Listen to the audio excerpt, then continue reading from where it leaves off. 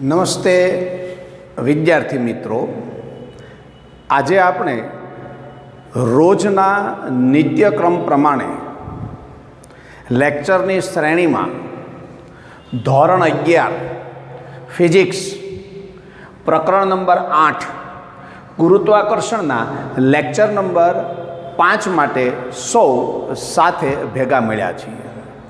આની પહેલાંના ચોથા લેક્ચરમાં આપણે ગુરુત્વ પ્રયોગમાં થતા ફેરફારોની વાત ખૂબ જ સરસ રીતે કરી. ગુરુત્વ પ્રયોગમાં જુદી જુદી 2-3 રીતે ફેરફારો થાય છે. એમાંના આપણા અભ્યાસક્રમની અંદર જેટલા ટૉપિકનો સમાવેશ થયેલો છે અને ભવિષ્યમાં તમારે જે કામના છે એની બધી ચર્ચા આપણે કરવા તરફ જઈ રહ્યા છીએ. ચોથા લેક્ચરમાં ઊંચાઈને ધ્યાનમાં રાખી અને ગુરુત્વ પ્રયોગ જીના મૂલ્યમાં થતા ફેરફારની આપણે વાત કરી અને સૂત્ર દ્વારા એક એવા તારણ ઉપર આપણે પહોંચ્યા કે જેમ પૃથ્વીની સપાટી પરથી ઉપર તરફ જતા જઈએ તેમ તેમ ગુરુત્વ પ્રયોગ જીનું મૂલ્ય છે તે ઘટતું જાય છે. હવે આજે આપણે પૃથ્વીની સપાટીથી નીચે તરફ આપણે જઈએ એટલે કે પૃથ્વીના કેન્દ્ર તરફ એટલે કે પૃથ્વીની સપાટીથી ઊંડાઈ તરફ આપણે જેમ જેમ જઈએ તેમ તેમ ગુરુત્વ પ્રયોગ જીના મૂલ્યમાં કેવો ફેરફાર થાય એ આપણે સૂત્ર દ્વારા સરસ રીતે સમજવું છે. અને આ સૂત્ર પરથી આપણે એ પણ જાણવું છે કે કોઈ પૃથ્વી આપણને આપેલી છે તો પૃથ્વીના કેન્દ્ર ઉપર ગુરુત્વ પ્રયોગ જીનું મૂલ્ય કેટલું હોય એની સમજૂતી પણ લેવી છે. તો આ સમજૂતી તરફ આગળ વધતા પહેલાં તમારી સામે મેં એક આકૃતિ છે એ રજૂ કરી છે. પહેલાં આપણે સૌ સાથે મળીને એ આકૃતિ છે ને તે સમજી લઈએ. આપણો મુખ્ય ટૉપિક કયો છે? પૃથ્વીની સપાટીથી ઊંડાઈ સાથે જી એટલે કે ગુરુત્વ પ્રવેગના મૂલ્યમાં થતો ફેરફાર. આપણને આ વ્હાઇટ લાઇનથી દોરેલી એક પૃથ્વી આપેલી છે. આ પૃથ્વી છે, આ પૃથ્વીનું કેન્દ્ર છે અને પૃથ્વીની જે ત્રિજ્યા છે એને આપણે રેડિયસ ઓફ અર્થ એટલે કે કેપિટલ RE વડે દર્શાવેલ છે. એટલે કે આખી પૃથ્વી આપી છે, પૃથ્વીનું કેન્દ્ર દર્શાવ્યું છે અને પૃથ્વીની ત્રિજ્યા દર્શાવી છે. બરાબર. હવે આ જે પૃથ્વી આપી છે એનું જે દ્રવ્યમાન છે, પૃથ્વીનું દ્રવ્યમાન, એને આપણે પૃથ્વીના દ્રવ્યમાનને ME વડે દર્શાવ્યું છે, માસ ઓફ અર્થ. એટલે પૃથ્વીની ત્રિજ્યા RE છે, પૃથ્વીનું દળ ME છે. હવે આ પૃથ્વીની સપાટીથી સ્મોલ d જેટલી ઊંડાઈએ એક સ્મોલ m દ્રવ્યમાન ધરાવતો પદાર્થ આ P બિંદુ પાસે રહેલો છે. તો આ P બિંદુ પાસે m દ્રવ્યમાન ધરાવતા આ પદાર્થ ઉપર કેટલું ગુરુત્વ પ્રવેગ હશે, એનો ગુરુત્વ પ્રવેગ કેટલો હશે એ આપણે જાણવું છે. ટૂંકમાં પૃથ્વીની સપાટીથી સ્મોલ d જેટલી ઊંડાઈએ આ બિંદુ પાસે ગુરુત્વ પ્રવેગનું મૂલ્ય કેટલું હશે એ જાણવું છે. વિદ્યાર્થી મિત્રો, એક વાત ખાસ યાદ રાખો કે તમે જ્યારે સ્મોલ m દ્રવ્યમાન ધરાવતા પદાર્થને d જેટલી ઊંડાઈએ લઈ જાઓ છો ત્યારે આપેલા આ પદાર્થ છે એ પૃથ્વીના કેન્દ્રથી સ્મોલ r જેટલા અંતરે છે એમ કહેવાય. આ સ્મોલ r જેટલું અંતર. તમારે એવું ન કહેવું હોય તો એમ કહેવાય કે અહીંથી અહીં સુધીનું અંતર એટલે પૃથ્વીની ત્રિજ્યા છે અને પૃથ્વીની ત્રિજ્યામાંથી આ d જેટલું અંતર બાદ કરી નાખીએ એટલે આપણને આ અંતર મળી જાય. કારણ કે RE એટલે પૃથ્વીની ત્રિજ્યા, તેનાથી સ્મોલ d જેટલી ઊંડાઈએ એ પદાર્થ રહેલો છે. એટલે આપેલો પદાર્થ પૃથ્વીના કેન્દ્રથી કેટલા અંતરે રહેલો છે તો એમ કહેવાય કે RE - d. જ્યારે આ m દ્રવ્યમાન ધરાવતો પદાર્થ અહીંયા રહેલો હશે ત્યારે આ ઘાટું જે કુંડાળું કરેલું છે, આ ઘાટું પૃથ્વીનું આટલું દ્રવ્યમાન જે છે એ આપેલા પદાર્થ ઉપર ગુરુત્વાકર્ષણ બળ નહીં લગાડે. શા માટે નહીં લગાડે એ પણ એક મોટી ચર્ચા છે, જે ચર્ચા આપણે અહીંયા કરતા નથી, પણ એક માહિતી સ્વરૂપે તમે સૌ યાદ રાખો. હા, એની પણ સાબિતીઓ છે જ, સાવ આમનામ ઉપર છેલ્લી વાત નથી. એની પણ સરસ મજાની સાબિતી છે. પરંતુ અહીંયા આપણે એ સાબિતીની માહિતી છે ને એ સ્વીકારીએ છીએ એટલે આ સ્મોલ એમ દ્રવ્યમાન ધરાવતા પદાર્થ ઉપર આ જે છાયાંકિત કરેલા ભાગની અંદર રહેલું પૃથ્વીનું દળ ગુરુત્વાકર્ષણ બળ લગાડતું નથી.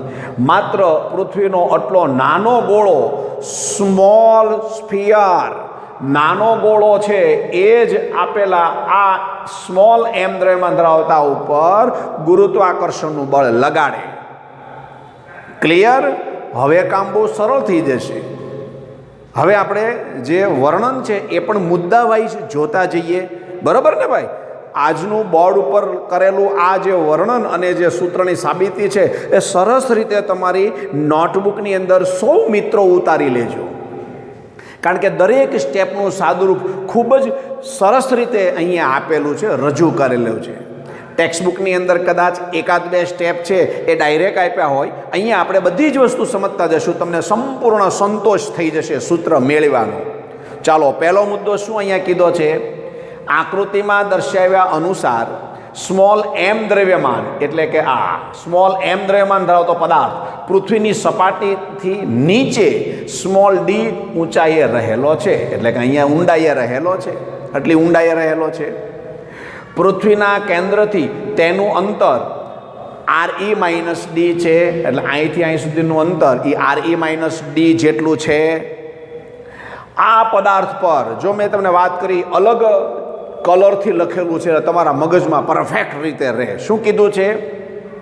આ સ્મોલ એમ દ્રવ્યમાન ધરાવતા પદાર્થ પર ડી જાડાઈના કવચ દ્વારા ગુરુત્વાકર્ષણ બળ નહીં લાગે. એટલે કે આ કવચ છે ડી જાડાઈનું આટલું કવચ, બરોબર? આટલા કવચને દ્વારા એના ઉપર ગુરુત્વાકર્ષણનું બળ નહીં લાગે. કારણ કે એ ભાગ બધો ઉપર રહી ગયો છે. આ નીચે આવી ગયું ને, એટલે નીચેનો ભાગ છે એ જેની ઉપર ગુરુત્વાકર્ષણ બળ લગાડશે.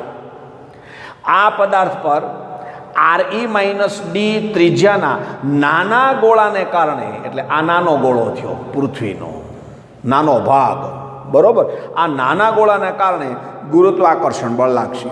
કોઈ પણ પદાર્થ પર લાગતું ગુરુત્વાકર્ષણનું બળ એ ગુરુત્વાકર્ષણના નિયમ અનુસાર કેટલું હોય? કયો જોઈ ભાઈ? ગુરુત્વાકર્ષણનો નિયમ શું કહે છે? હા હા બેન, તમે કયો જોઈ? હા બોલો બોલો. હા, વેરી ગુડ, શાબાશ, સરસ. લ્યો, કોઈ પણ બે પદાર્થો વચ્ચે લાગતું ગુરુત્વાકર્ષણનું બળ તે બંને પદાર્થોના દ્રવ્યમાનના ગુણાકારના સમપ્રમાણમાં, હા, અને તેમની વચ્ચેના અંતરના વર્ગના વ્યસ્ત પ્રમાણમાં હોય. અહીંયા આ ગોળો છે એનું દળ ms છે, બીજો પદાર્થ છે એનું દળ m છે. એટલે બે પદાર્થ આપ્યા છે, એકનું દળ ms, બીજાનું દળ m, અને આ બંને વચ્ચેનું અંતર RE - D છે. તો ગુરુત્વાકર્ષણના નિયમ અનુસાર સ્મોલ એમ દ્રવ્યમાન ધરાવતા આ પદાર્થ ઉપર આપેલા આ નાના ગોળા સ્મોલ સ્ફિયર એટલે S લખ્યો છે, નાના ગોળા દ્વારા લાગતું ગુરુત્વાકર્ષણનું બળ કેટલું હોય એ આપણે અહીંયા બતાવ્યું છે. પૃથ્વીની ઘનતા આપણે ρ લઈ લઈએ તો આ નાના એટલે કે સ્મોલ ગોળાનું દળ ms બરોબર 4/3 પાઈ r ઘન, પણ અહીંયા r એટલે RE - D ઘન ઇન્ટુ ઘનતા. હવે દળનું આ સૂત્ર શેના ઉપરથી આપણે લખ્યું છે એ તમને ખ્યાલ રહે તે માટે અહીંયા આપણે સૂત્ર લખ્યું છે ઘનતા બરોબર દ્રવ્યમાન છેદમાં કદ. તેથી દળ બરોબર ઘનતા ગુણ્યા કદ. ગોળાના કદનું સૂત્ર કયું છે? હા બોલો જોય. હા, 4/3 પાઈ r ઘન. એટલે અહીંયા લખ્યું 4/3 પાઈ r ઘન, પણ અહીંયા r એટલે કેટલું? તો કે RE - D એટલે આટલું. એટલે અહીંયા RE - D નો ઘન ગુણ્યા ઘનતા, જ્યાં ρ એ પૃથ્વીની ઘનતા દર્શાવે છે. આ આપણને આ નાનો જે ગોળો આપ્યો છે એવડો, એ ગોળાનું દળ મળ્યું. વિદ્યાર્થી મિત્રો, મારે આખી પૃથ્વીનું દળ જોતું હોય તો આ જ સૂત્રનો ઉપયોગ કરીને પૃથ્વીનું દળ કઈ રીતે શોધાય કયો જોઈએ? યાદ કરો. આની પહેલાંના લેક્ચરમાં આપણે કેવેન્ડિશને યાદ કર્યો હતો. હે, હા, શું કામ યાદ કર્યો હતો કે જોઈ ભાઈ? હા, વેરી ગુડ, શાબાશ. લ્યો, સરસ યાદ છે. વાંચ્યું લાગે છે, આપણે વાત કરીએ. હે, વાંચ્યું ને? મજા આવી? હા, વાંચજો. જો મેં એ દિવસે કીધું હતું કેવેન્ડિશનો પ્રયોગ આખો વાંચ્યો. હા, મજા આવી? બરોબર, એટલે જ જો એને યાદ છે. શું કીધું એણે? કે કેવેન્ડિશના મત અનુસાર આપણે સૌ એમ કહીએ છીએ કેવેન્ડિશે પૃથ્વીનું વજન કર્યું. જો આ વિધાન આપણે લીધું હતું ને અને કીધું હતું કે આ વાંચજો, શાબાશ, આવી રીતના વાંચતા રહેવાનું. હો, મને બહુ ગમ્યું, સારી વાત છે. હા વિદ્યાર્થીઓ, તમે ખરેખર સારું કામ કરો છો, બહુ સરસ. ચાલો ચાલો, પૃથ્વીનું દળ લેવું હોય તો આ જ પ્રમાણે ઘનતા બરોબર દ્રવ્યમાન છેદમાં કદ. આથી કહીને પૃથ્વીનું દળ લેવું હોય તો પૃથ્વીનું દળ ME બરોબર કદ ગુણ્યા ઘનતા. કદ એટલે 4/3 પાય r ઘન ગુણ્યા ઘનતા. એને સમીકરણ નંબર 2 કીધું. સમીકરણ 1 ક્લિયર સૌને? તમને બધાઈને ભાઈ વચ્ચે? હા, તમને સૌને સમીકરણ 1 અને સમીકરણ 2 કઈ રીતે મળ્યા ખ્યાલ આવી ગયો? Very good. લ્યો, હવે માત્ર સાદુરૂપ આપવાનું છે મિત્રો. સમીકરણ 1 અને 2 સમજાઈ ગયા. મેં જે દલીલ કરી એ સમજાઈ ગઈ, આકૃતિ તમારા મગજમાં ગોઠવાઈ ગઈ, એટલે આપણું કામ સહેલું. બરોબર. હવે હું જે સાદું રૂપ સમજાવું છું એ ધ્યાન દઈને જોતા જાઓ, તમારી નોટબુકની અંદર વ્યવસ્થિત રીતે ઉતારતા જાઓ, અને સાથે સાથે તમને જે કંઈ પ્રશ્નો ઉદ્ભવે એની આપણે ચર્ચા કરતા જઈશું. બરોબર છે? સારું. સમીકરણ નંબર 1 નાના ગોળાનું દળ બતાવે છે. સમીકરણ નંબર 2 પૃથ્વીનું દળ બતાવે છે. હવે સમીકરણ 1 અને સમીકરણ 2 નો ગુણોત્તર લેતા આ ભાગ્યા આ એટલે MS છેદમાં ME, એટલે કે MS છેદમાં ME, અને આના છેદમાં આ. તો આના છેદમાં આ તમારે લખવું હોય તો છેદનો છેદ અંશમાં, એટલે કે આ 3 છે એ અંશમાં વયા જશે. એટલે જો અહીંયા મેં બતાવ્યું છે, સાદુરૂપ જાતે આપવાનું. પાછું સાદુરૂપ એ વાંચવાની વસ્તુ નથી. સાદુરૂપ આપણે જાતે નોટબુકની અંદર આપવું પડે તો તમને સરસ મજાની વાત આવડી જાય, અને દાખલાની અંદર ફાયદો થાય, MCQ સોલ્વ કરવામાં ફાયદો થાય, અને આ બધો ફાયદો આપણે મેળવવાનો છે. એટલે સાદુરૂપ જાતે આપવાનું. હું તમને સમજાવું છું, સમજાઈ જશે, પણ સમજાઈ ગયું એનો અર્થ એવો નહીં કે તમને આવડી ગયું. આ ખાસ સમજો, વિદ્યાર્થીઓ બધા આ ભૂલ કરે છે. આ ભૂલ આપણે નથી કરવાની. હું તમને સમજાવું ને તમને સમજાઈ ગયું એટલે તમારે એવું નહીં માનવાનું કે તમને આવડી ગયું. આવડે ક્યારે? તમે જાતે વાંચો, 1-2 વખત લખો, અને પછી જોયા વગર જાતે જ લખી નાખો, અને કોઈ પણ ભૂલ ન પડે ત્યારે એ આવડ્યું કહેવાય. સમજાણું તમને? એટલે તમને આવડવું જોઈએ. બરાબર. અને આવડે ક્યારે? સમજાય ત્યારે. એટલે પહેલાં સમજવાનું અને પછી આવડવાનું. આ ક્રિયા છે એ કરવાની. હા, એટલે જાતે કરજો બધાય. ચાલો, આ બંનેનો ગુણોત્તર આપણે અહીંયા લઈ લીધો. 4/3 પાય RE - D નો ઘન ઇન્ટુ રો ગુણ્યા 3ના છેદમાં, કારણ કે આ છેદનો છેદ અંશમાં વયો ગયો, 3ના છેદમાં 4 પાય RE ઘન ઇન્ટુ રો. આ 4 પાય એ ઉડી જાય, રો અને રો અંદરો અંદર ઉડી જાય. આ 3 અને અહીંયા 3 અંદરો અંદર ઉડી જાય. એટલે આ છેદ ઉડાડો એટલે છેવટે વધે શું? તો કે MS/ME બરોબર RE - D એનો ઘન છેદમાં RE નો ઘન. આને સમીકરણ નંબર 3 કીધું. હવે વિદ્યાર્થી મિત્રો, આ M દ્રવ્યમાન ધરાવતો આ જે પદાર્થ છે તેના ઉપર આ નાના ગોળા દ્વારા લાગતું ગુરુત્વાકર્ષણનું બળ કેટલું હોય એ આ બેને આપણને જે જવાબ હમણાં થોડીક વાર પહેલાં આપ્યો હતો એ પ્રમાણે દ્રવ્યમાનના ગુણાકારના સમપ્રમાણમાં અને તેમની વચ્ચેના અંતરના વર્ગના વ્યસ્ત પ્રમાણમાં હોય. એ જે બેને વાત કરી હતી બરોબર, એ આપણે અહીંયા લખીએ છીએ. ગુરુત્વાકર્ષણ બળ પૃથ્વીની સપાટીથી D જેટલી ઊંડાઈએ રહેલા M દ્રવ્યમાન ધરાવતા પદાર્થ ઉપર પૃથ્વીના બાકીના ભાગ દ્વારા લાગતું, એટલે કે MS દ્વારા લાગતું ગુરુત્વાકર્ષણનું બળ કેટલું? M દળના પદાર્થ પર લાગતું ગુરુત્વાકર્ષણનું બળ F(D), કારણ કે D ઊંડાઈએ પદાર્થ રહેલો છે. બંને પદાર્થોના દ્રવ્યમાનના ગુણાકારના સમપ્રમાણમાં અને તેમની વચ્ચેનું અંતર જે છે એના વર્ગના વ્યસ્ત પ્રમાણમાં. એટલે આટલું બળ છે એ આ M દ્રવ્યમાન ધરાવતા પદાર્થ ઉપર લાગતું છે, અને સમીકરણ નંબર 4 કીધું. હવે સમીકરણ નંબર 4માં આ MS લખ્યું છે એની કિંમત આપણે અહીંથી મૂકી દેવી છે. તો MSની કિંમત મૂકવી હોય તો આ ME છે એ અહીંયા ગુણાકારમાં આવી જાય. છેદમાં છે ને, એટલે અહીં ગુણાકારમાં આવી જાય. એટલે MS બરોબર શું આવે ખ્યાલ છે? RE - D નો ઘન છેદમાં RE નો ઘન, અને અહીં ગુણાકારમાં ME. તો સમીકરણ 3 ઉપરથી MSની કિંમત સમીકરણ 4માં મૂકતા, એટલે સમીકરણ 4 છે એમાં MS આની કિંમત છે એ અહીંથી લઈને મૂકી દો તો આપણને આ પ્રમાણે મળે. આ જો મેં કિંમત મૂકી દીધી છે. આ કિંમત છે એ MS-ની છે. હવે આ કિંમત મૂકી દો એટલે ઘણું બધું છેદ ઉડવા માંડે. જો કેટલા છેદ ઉડે ખબર છે? અહીંયા RE-Dનો ઘન છે અને અહીંયા RE-Dનો વર્ગ છે, બરોબર. અહીંયા 2 ઘાત છે, અહીંયા 3 ઘાત છે, એટલે અહીંયા 1 ઘાતવાળું પદ જ રહે, બાકીનું અંદર ઉડી જાય. એટલે f(D) બરોબર GMEM, કારણ કે આ ME અને ME તો એમને રહેવાના. અહીંયા ઘન હતો, અહીંયા વર્ગ છે, એટલે એ ઉડી જાય છે. એટલે RE-D અને છેદમાં RE ઘન, એટલે f(D) પ્રમાણે આ આપણને મળ્યું. સાદું રૂપ આપવાનું છે તમારે બધાએ. હું સમજાવું છું, દરેક સ્ટેપ મેં લખ્યા છે. તમારે બોર્ડમાં લખેલું બધું જ કામ જે છે એ નોટબુકમાં ઉતારવાનું છે અને જાતે સાદું રૂપ આપી અને આગળ વધવાનું છે, બરાબર.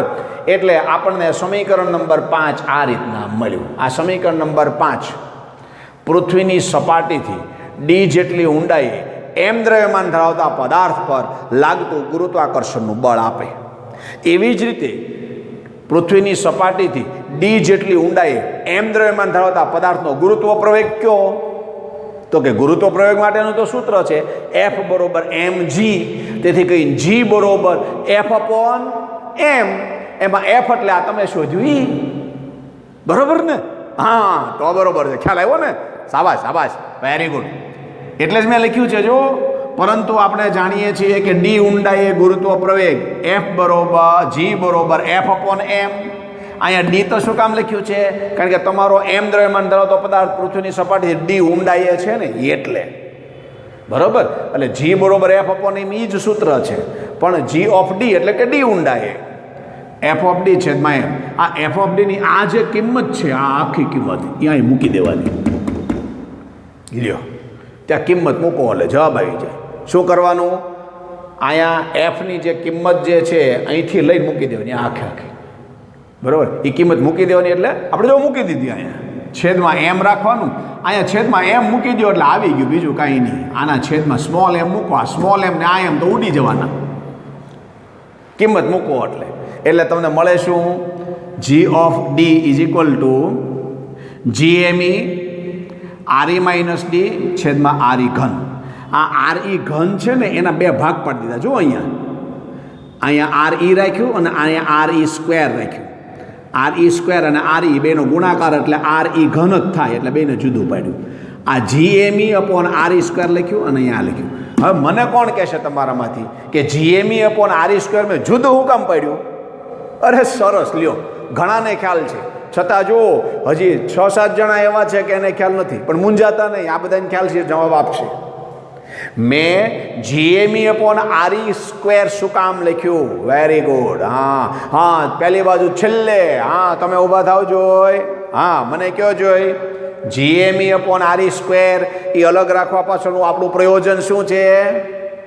હા, શાબાશ, અભિનંદન દોસ્ત, વાહ વાહ.